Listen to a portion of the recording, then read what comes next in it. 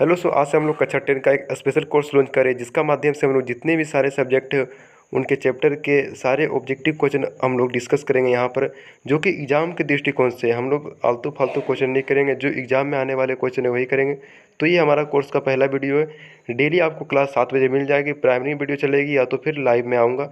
तो आप लोग डेली शाम को 7 बजे यहाँ पर जुड़िएगा। चैनल को सब्सक्राइब कर लें और बेल आइकन ऑन कर ले, जिससे कि आपका नोटिफिकेशन आए, आप लोग जुड़ सकें। पहला प्रश्न आप लोग के स्क्रीन पे आ चुका है, तो आप लोग इसका आंसर कीजिए। प्रकाश की किरणें गमन करती है सीधी रेखा में, टेढ़ी रेखा में, किसी भी दिशा में नहीं, इनमें से कोई नहीं।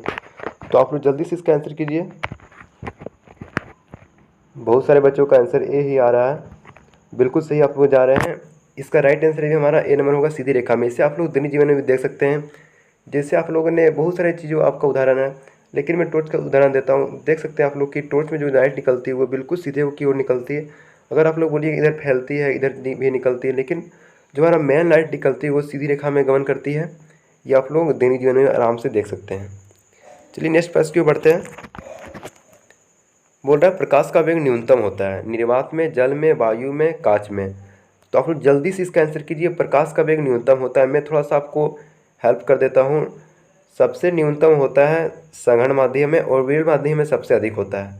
तो आपको पता ही होगा कौन सघन माध्यम है और कौन विरल माध्यम है। जल्दी से आप लोग सेकंड का आंसर कीजिए। बहुत बढ़िया। कुछ बच्चों का ए नंबर आ रहा है, कुछ बच्चों का डी नंबर आ रहा है। ए और डी में कन्फ्यूजन है बहुत सारे बच्चों को, तो कन्फ्यूजन आपका दूर हो जाएगा आज। तो इसका जो राइट आंसर होगा हमारा डी नंबर होगा। तो आपका सवाल होगा कि कांच में क्यों होगा, क्योंकि आपको पता है यार निर्वात में सबसे अधिक चलती है, ठीक है, और उसके बाद उससे थोड़ा सा कम वायु में, उसके बाद जल में, और सबसे कम हमारा डी नंबर में कांच में, ठीक है। कांच में इसलिए कम चलती है क्योंकि ये सघन माध्यम है और निर्वात में विरल माध्यम है। विरल माध्यम और सघन माध्यम का आप ऐसे मतलब एग्जाम्पल लें तो विरल माध्यम मतलब बहुत ही खाली स्थान है, बहुत ज़्यादा मतलब कहीं कुछ नहीं है, और सघन माध्यम में थोड़ा डिस्टर्बेंस उत्पन्न हो रहे हैं वहाँ पर। तो ठीक है, चलिए हम लोग नेक्स्ट प्रश्न की ओर बढ़ते हैं। अगर आपको कोई डाउट है तो नीचे आप लोग कमेंट कर सकते हैं। अगला प्रश्न है मोटर गाड़ी के चालक के समय लगा रहता है समतल दर्पण, उत्तल दर्पण, अवतल दर्पण, उत्तल लेंस। जल्दी से आप लोग इसका आंसर कीजिए। बहुत बढ़िया। कुछ बच्चों का बी आ रहा है, कुछ बच्चों का सी आ रहा है। लगभग सही बच्चों का बी ही आ रहा है, एक दो बच्चे का सी आ रहा है। तो आप लोग बहुत सही जा रहे हैं। बी नंबर हमारा उत्तल दर्पण होगा। क्यों होगा इसका मतलब आप लोग समझिए। मोटर गाड़ी के चालक के सामने लगा रहता है, इसमें आप लोग कन्फ्यूज मत होना। आप अगर साइड मिरर पूछे तो आप लोग उत्तर दर्पण मार देते हैं, लेकिन सामने लगा रहता है आप लोग कन्फ्यूजन होते हैं कि वो हेडलाइट में बोल रहा है क्या साइड मिरर के रूप में बोल रहा है। तो आप लोग आज जान लीजिए वो हमारा भी साइड मिरर के रूप में बोल रहा है। तो हम लोग बी नंबर उत्तल दर्पण ही हमेशा सही करेंगे। अगला प्रश्न है मोटर कार के हेडलाइट में किसका प्रयोग किया जाता है। मोटर कार के देखिए मैंने ऊपर ही डिस्कस किया था, तो इसका भी आप लोग जल्दी से आंसर कीजिए। बहुत ईजी प्रश्न है, रिलेटेड प्रश्न है। बहुत बढ़िया। बहुत सारे बच्चों का सी नंबर आंसर आ रहा है, लगभग सही बच्चों का सी नंबर ही आ रहा है। बहुत अच्छा, आप लोगों का सही आंसर आ रहा है। सी नंबर अवतल दर्पण होगा। क्यों होगा, हेडलाइट में प्रयोग करते हैं। हेडलाइट में प्रयोग क्यों करते हैं, क्योंकि ये किरण को फैला है, ठीक है ना। हेडलाइट आप लोगों को देखा होगा वैसे ऐसा कुछ रहता है जिससे किरण निकल के फैलती है, इसलिए इसका हेडलाइट में प्रयोग करते हैं। चलिए नेक्स्ट प्रश्न क्यों बढ़ते हैं। नेक्स्ट प्रश्न बोल रहा है समतल दर्पण द्वारा बना प्रतिबिंब होता है वास्तविक काल्पनिक दोनों। समतल दर्पण द्वारा बना प्रतिबिंब बोल रहा है वास्तविक काल्पनिक दोनों। हम लोग कोई भी प्रश्न आएगा तो उसका कुछ जो और प्रश्न पूछे जाएंगे एग्जाम में वो भी हम लोग डिस्कस करेंगे। तो आप लोग वीडियो में बने रहिए। अभी तक लाइक नहीं किए तो लाइक कर दें, लाइक की संख्या बहुत कम दिख रही है। बहुत बढ़िया। आप लोगों का सभी लोगों का आंसर बी आ रहा है, काल्पनिक। बहुत अच्छा, बी नंबर होगा, काल्पनिक होगा हमारा। लेंस की क्षमता कैसा भी मात्रक होता है डायोप्टर, ल्यूमन और लक्स एंगस्ट्रॉम। तो आप लोगों ने ये तीनों तो कहीं पढ़े भी नहीं होंगे, ल्यूमन, लक्स और एंगस्ट्रॉम। आप लोगों ने अभी 10 कक्षा में हैं तो डायोप्टर के बारे में पढ़े होंगे ज़रूर। तो आपका यहाँ से राइट आंसर ए नंबर होता है, डायोप्टर, ठीक है।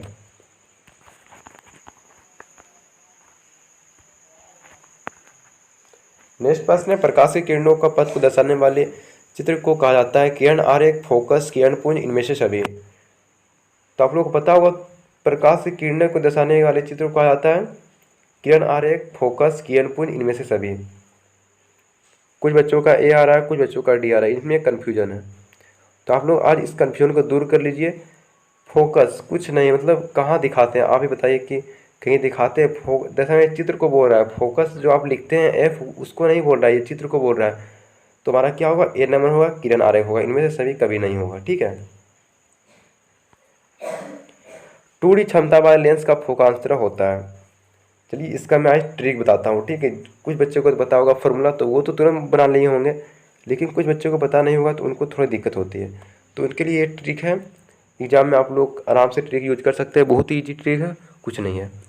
तो कोई भी सवाल ऐसा है 2D, ठीक है, कोई भी सवाल हो, अब डायरेक्ट 100 से भागा दीजिएगा। पहला काम 100 से भागा देना है। ठीक है, देने के बाद आपका कितना आता है, 50 आता है। इसमें तो ऑप्शन है 50 दिया हुआ है। ठीक है, तो हम लोग यहाँ पे डी ना 50 टिक करेंगे। नेक्स्ट प्रश्न में क्यों 50 टिक किए हम लोग, वो भी डिस्कस करेंगे। जैसा कि आप लोगों के सामने प्रश्न आ चुका है, किसी उत्तर लेंस का फोकांतर 50 सेंटीमीटर तो उनकी त्रिज्या क्षमता क्या होगी। तो अभी आप लोगों को मैंने बताया, उसी ट्रिक पर इसका आंसर कीजिए आप लोग। और मैं बताता हूँ कि उत्तर लेंस की फोकांतर होगी प्लस में। ठीक है, तो जल्दी से आप लोग इसका आंसर कीजिए। बहुत बढ़िया, सभी लोग का आंसर डी ही आ रहा है। बहुत अच्छा, आप लोगों ने मेरी बात पकड़ ली है। डी नंबर होगा। क्यों होगा, अभी मैंने आपको बताया कि ऐसा प्रश्न आया तो 100 भागा देंगे हम लोग 50 से। तुम्हारा कितनी आती है, 2 आती है। ठीक है, 2 आती है तो हम लोग प्लस में क्यों लिए, माइनस में क्यों नहीं लिए।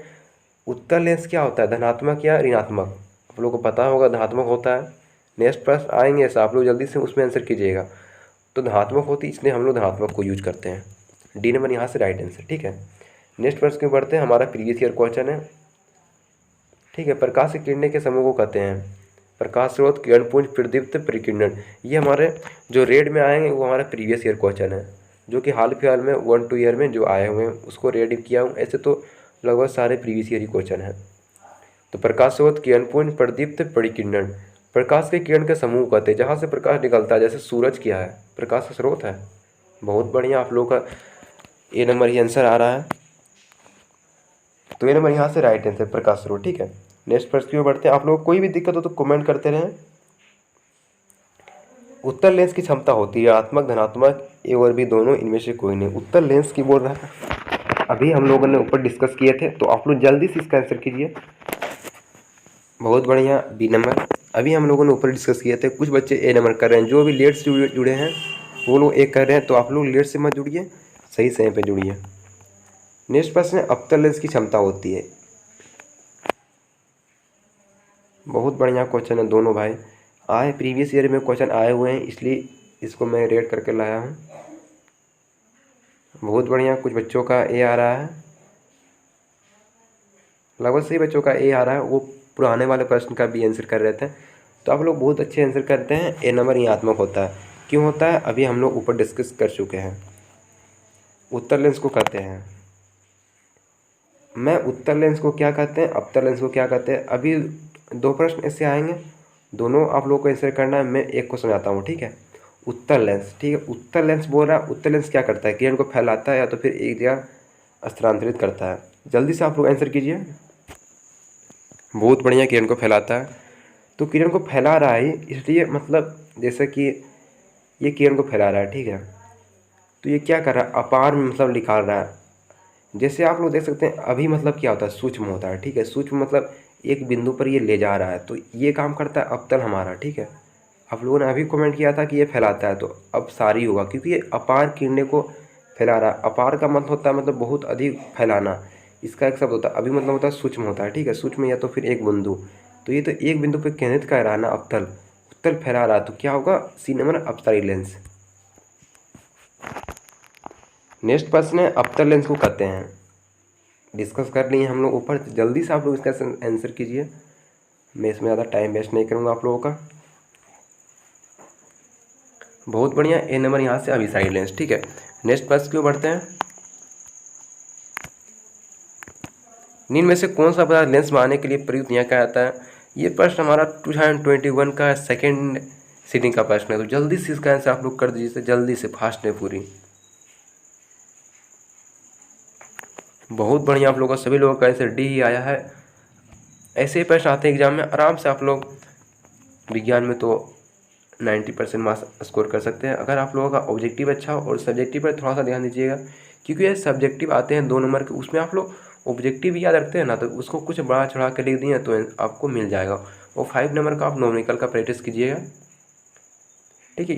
इसका क्या बोल रहा है प्रश्न, किसी दर्पण से हमेशा वस्तु का छोटा प्रतिबिंब बनता है, वह दर्पण कहलाता है। समतल, उत्तल, अवतल। बहुत बढ़िया, बी नंबर इसका राइट आंसर होगा। क्यों होगा इसको, अगर आप दैनिक जीवन में देखना चाहते हैं तो आप साइड मिरर को ले सकते हैं। साइड मिरर को क्यों लेंगे हम लोग, क्योंकि यह साइड में इतना छोटा होता है और सड़क देखते हैं कितने बड़े होते हैं सड़क, उनमें सारे वो कैप्चर करते हैं, इसलिए हम लोग वहाँ अवतल का नहीं करते हैं, उत्तल का करते हैं। ठीक है, मेरी बातों को अगर सुनिएगा आप तो एग्जाम में भी ऐसे क्वेश्चन आएंगे कि साइड मिरर के रूप में हम उत्तल दर्पण का क्यों इस्तेमाल करते हैं। तो आप लोग अगर मेरी बातें सुन रहे हैं सही से तो एग्जाम में ये भी लिखिएगा तो आपको आराम से 2 नंबर मिल जाएंगे। किस दर्पण से वस्तु का बड़ा प्रतिबिंब बनता है, समतल, अवतल, उत्तल, इनमें से कोई नहीं। बड़ा बोल रहा है, प्रीवियस ईयर क्वेश्चन है, तो छोटा उत्तल से बनता है तो बड़ा हमारा अवतल से बनेगा। ठीक है, वो समतल से लगभग बराबर बनता है। ठीक है, तो बी नंबर अवतल। प्रकाश का परावर्तन के कितने नियम है, जल्दी से इस क्वेश्चन का आंसर कीजिए। ये हमारा प्रीवियस ईयर क्वेश्चन है, 2021 में आए हैं फर्स्ट सीटिंग में। ठीक है, 2 होगा, बहुत अच्छा। आप लोग लगभग सभी लोग आंसर सही कर रहे हैं। प्रकाश का परावर्तन बोले चाहे अपवर्तन बोले, दोनों का 2 ही होता है। आप लोग 2 ही टिक करके आइएगा। शायद ये प्रीवियस ईयर क्वेश्चन नहीं है, प्रीवियस ईयर में पूछा था जो हमारा इसी साल पूछे थे, प्रकाश का अपवर्तन के कितने नियम हैं, तो इस साल पूछ सकते हैं कि प्रकाश का परावर्तन के कितने नियम हैं। ठीक है, तो आप लोग याद कर लीजिए सभी को। जब प्रकाश किरण हवा से कांच में प्रवेश करती है तो मुड़ जाती है, अभिलंब से दूर, अभिलंब के निकट, अभिलंब के समांतर, इनमें से कोई नहीं। इसका आप लोग आंसर कीजिए। मैं आप लोगों को ये अच्छी तरीके से समझाने की कोशिश करूँगा और आप लोगों को समझ में आ भी जाएगा। तो जल्दी से आप लोग आंसर कीजिए। बहुत बढ़िया, कुछ लोगों का आंसर गलत आ रहा है, कुछ लोगों का सही भी आ रहा है। तो चलिए हम लोग इसको डिस्कस करते हैं। ठीक है, ऐसा नहीं फिर बनाना आप लोग को, ये डॉट लाइन बनाना है, लेकिन मैं ऐसा बना दूँगा तो छोड़िए, कोई दिक्कत नहीं है, आप लोग को सुनाने के लिए बस ऐसा बनाया हूँ। तो प्रकाश की किरणें जब हवा में कांच से प्रवेश करती है, हवा है तो हवा में जब प्रकाश किरणें गमन करती है तो वो मान लीजिए ऐसे आ रही है। ठीक है, जैसे वो कांच में प्रवेश करिएगा, वो मतलब जाना चाहिए था इधर डोडल दिखाते हैं हम लोग डोडल लाइन में, लेकिन वो अभिलंब की ओर मुड़ जाती है। ठीक है, अभिलंब की ओर मुड़ जाती है, इसका रियल है। ये डोडल लाइन है इसलिए ये हमारा वर्चुअल है, अवास्तविक है या तो काल्पनिक कर सकते हैं उसे। तो अभिलंब की क्या हो रही है, निकट हो रही है या दूर जा रही है, जल्दी से इसका आंसर कीजिए। बी नंबर, बहुत अच्छा। आप लोगों को जब मैं समझा दिया तो आप लोग सही आंसर कर रहे हैं, बहुत बढ़िया। नेक्स्ट प्रश्न है, फोटोग्राफी कैमरा का अभिदृश्यक होता है। जल्दी से पहले आप लोग लाइक करिए, लाइक की संख्या बहुत कम है, स्टूडेंट तो दिख रहे हैं लेकिन लाइक नहीं कर रहे हैं कोई।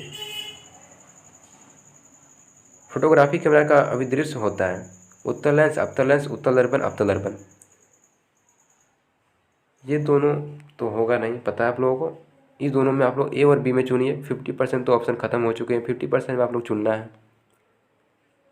अंदाजे भी आप लोग करेंगे तो 50% चांस है सही होने का, 50% गलत होने का चांस है, लेकिन अंदाजे नहीं करना है क्योंकि ये बहुत ईजी प्रश्न है। मैं समझा दूंगा तो एग्जाम में आएगा तो आप लोग डेफिनेटली करके आइएगा।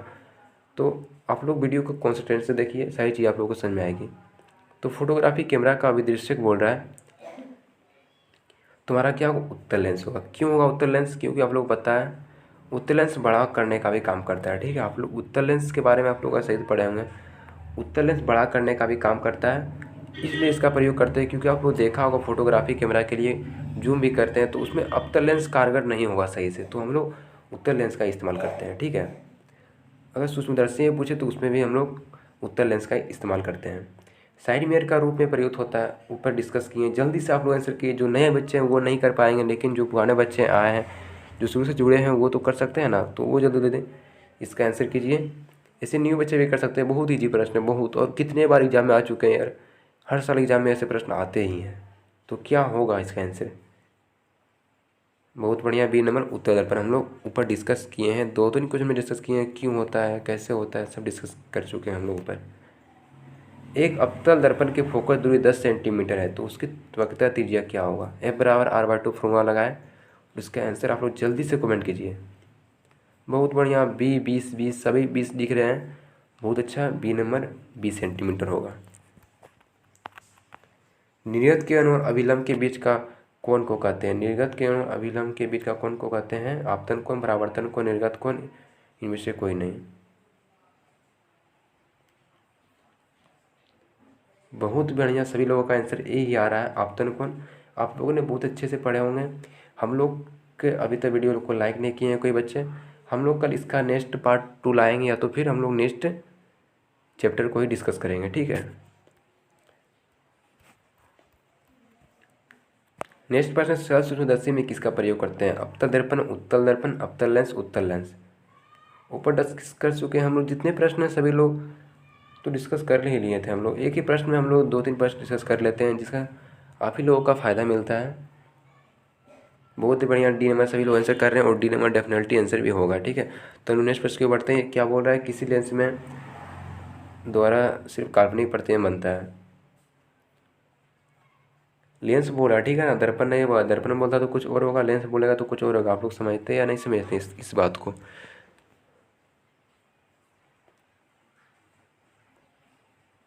बहुत ही बढ़िया, आप लोग सभी लोग अवतल कर रहे हैं, ठीक है। मतलब अच्छी बात है, आप लोग अवतल कर रहे हैं तो सही है। लेकिन अगर यहाँ पूछ देता दर्पण तो क्या होता? अगर दर्पण पूछता तो हमारा उत्तल होता। फिर से एक बार वीडियो प्ले करके देख सकते हैं, या तो मैं फिर से एक बार रिपीट ही कर देता हूँ। अगर यहाँ लेंस है तो ठीक है भाई, अवतल हो गया। अगर यहाँ दर्पण होता, ठीक है ना, ऐसे प्रश्न पूछते हैं, दर्पण होगा तो उत्तल होगा, दर्पण होगा तो हमारा काल्पनिक बनाएगा उत्तल, और लेंस होगा तो बनाएगा अवतल, ठीक है। आशा करता हूँ कि आप लोगों को समझ में आ चुका होगा। परावर्तन के नियम से निर्धारित करते हैं आपतन को बना परावर्तन को। चलिए, आप लोगों का आंसर मिल ही चुका होगा, तो इसमें हम लोग ज़्यादा टाइम बर्बाद नहीं करेंगे। ये हमारा बिल्कुल थ्योरी बेस्ड क्वेश्चन है यार, मतलब बहुत ईजी क्वेश्चन है ये, एग्जाम में आने वाले क्वेश्चन है। बहुत ही बढ़िया, सभी लोगों का आंसर ए ही आ रहा है, बहुत ही अच्छा। मतलब आप लोगों का आंसर देख के मुझे बहुत खुशी होती है। नेक्स्ट प्रश्न का आप लोग आंसर कीजिए। अभी तो लाइक नहीं किए तो लाइक कर दे प्लीज़, कृपया आप लोग लाइक कर दें। वीडियो पसंद आ रहा है, अगर आप लोग देख रहे हैं इतने बच्चे, तो लाइक ज़रूर करें। काल्पनिक प्रतिबिंब होता है सीधा उल्टा दोनों, कोई नहीं। जिसे आप लोग दैनिक जीवन में देख सकते हैं। बहुत ही बढ़िया, सीधा सभी लोगों का ए आंसर आ रहा है, तो मेरा भी डेफिनेटली आंसर ए ही होगा।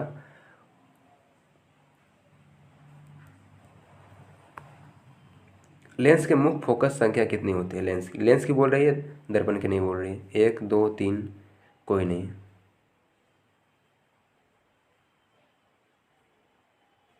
तो ये प्रश्न को मैं आप लोगों को होमवर्क देता हूँ, ठीक है ना। एक प्रश्न मैं डेली होमवर्क दूंगा, जो बच्चे क्लास अटेंड करेंगे उसको नेक्स्ट क्लास में इसका सोल्यूशन मैं दूंगा, क्योंकि ये बहुत अच्छा क्वेश्चन है। लेंस में मुख्य फोकस की संख्या कितनी होती है, मैं इसे लेंस को बनाकर सिखाऊंगा आप लोगों को। क्लियर आ रही, आप लोग बनाए होंगे, उसी से मैं आप लोगों को सिखाऊंगा। तो आप लोग 28 नंबर का आंसर कमेंट बॉक्स में कर दीजिएगा कि क्या होगा, ठीक है। सर्च लाइट का परावर्तन सतह होती है उत्तल, अवतल, समतल, इनमें से कोई नहीं। लगभग सही बच्चों का आंसर बी ही आ रहा है, तो वो बिल्कुल सही जा रहे हैं। अब क्यों होता है सर्च लाइट में परावर्तन सतह का अवतल दर्पण के रूप में प्रयोग करते हैं?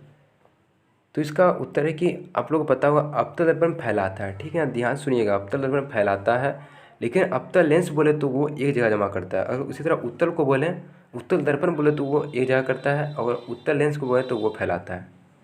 उल्टा होता है, मतलब दोनों में उल्टा होता है। लेंस और हमारा दर्पण में बहुत फर्क है। बच्चे लोग यहीं फंस जाते हैं कि लेंस से भाई लेंस समझ में नहीं आता, दर्पण समझ नहीं आता। तो आप लोग दिक्कत होगा ना भाई ये सब में, तो आप लोग कमेंट कर देना नीचे, जिससे कि होगा मुझे पता चलेगा, तो मैं आप लोगों का जरूर वो सोल्व करूँगा। तो आप लोग नीचे कमेंट कीजिएगा।